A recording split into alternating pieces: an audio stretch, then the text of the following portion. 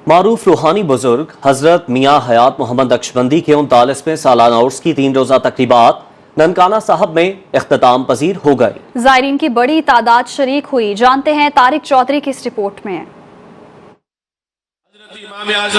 حضرت میاں حیات محمد نقشبندی کے عرس کی تقریبات میں جید علماء کرام و مریدین نے شرکت کی۔ ڈاکٹر علامہ اشرف آصف جلالی کا کہنا تھا کہ جڑامالہ جیسے سانحہ میں بڑا حصہ انتظامیہ کی غفلت اور نااہلی کا ہے۔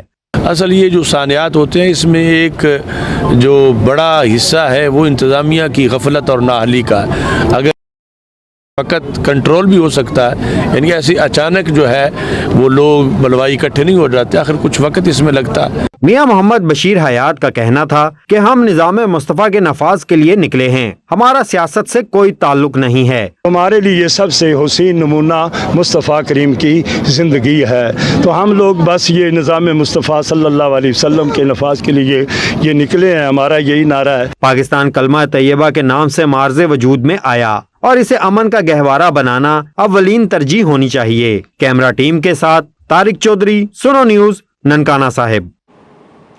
نیوز بلیٹن سے اب تک کے لیے اتنا ہی۔ آج ہم اس مقام پر خصوصی طور پر ارباب بست و کشاد سے یہ مطالبہ کرتے ہیں کہ پاکستان کے تمام مسائل کا حل نظام مصطفیٰ صلی اللہ علیہ وسلم کے نفاذ میں ہے، اور نظام مصطفیٰ صلی اللہ علیہ وسلم کے نفاذ سے ہی پاکستان ترقی کر سکتا ہے۔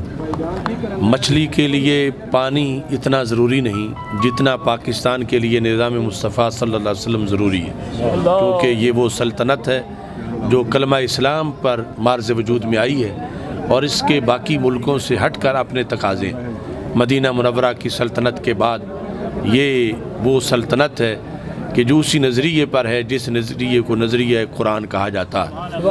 تحفظ پاکستان کے لیے ضروری ہے کہ تحفظ ناموس رسالت کیا جائے، تحفظ عقیدہ ختم نبوت کیا جائے، اور پھر تحفظ نظریہ پاکستان کیا جائے۔ جس طرح ظاہری جغرافیائی سرحدوں کی حفاظت بہت لازم ہے، ایسے ہی پاکستان کی نظریاتی سرحدوں پر پہرا دینا بھی بہت ضروری ہے۔ میری دعا ہے کہ رب ذوالجلال ہمارے ملک کو خوشحالی عطا فرمائے، اور جو مہنگائی کا وبال آیا ہوا ہے عوام پر، اللہ عوام کو اس سے نجات دے اور عادل حکمران عطا فرمائے۔ آمین۔ ایک ہی ملک میں مختلف مذاہب کے اور مختلف جو فرقوں کے لوگ جو ہیں وہ رہتے ہیں، تو کون سے ایسے اقدامات کرنے چاہیے پاکستان ایک پرامن اور ایک ہی جھنڈے کے نیچے جو ہیں سارے خوشحال جو رہ سکیں؟ اس کے لیے کون سے اقدامات کرنے کے، اور علماء اکرام اس حوالے سے کیا کریں؟ ہمارے پاس ماضی کی مثالیں موجود ہیں۔ مثلا جب خلافت عثمانیہ تھی تو اس وقت فقہ حنفی کے مطابق جج، جسٹس، قاضی وغیرہ اور باقی سارا نظام حکومتی بنایا گیا تھا، لیکن اس میں جو دوسری فقہ والے تھے ان کے لیے باقاعدہ سیٹیں رکھی گئی تھیں کہ جو اس کو فالو کرتے ہیں وہ اپنے یعنی محدود قاضی ان کے مقرر کیے جاتے تھے۔ تو آج بھی یہ طریقہ موجود ہے، باقی اقلیات کے اپنے ضابطے قرآن و سنت میں موجود ہیں۔ یعنی اصل بگاڑ تب آتا ہے جب اپنی حدود سے کوئی تجاوز کرتا ہے، تو پھر اس کی بنیاد پر معاشرے میں انارکی پھیلتی ہے۔ اگر اپنی حدوں کے اندر رہیں تو پھر اس میں کسی طرح کی کوئی بدامنی نہیں پھیلتی۔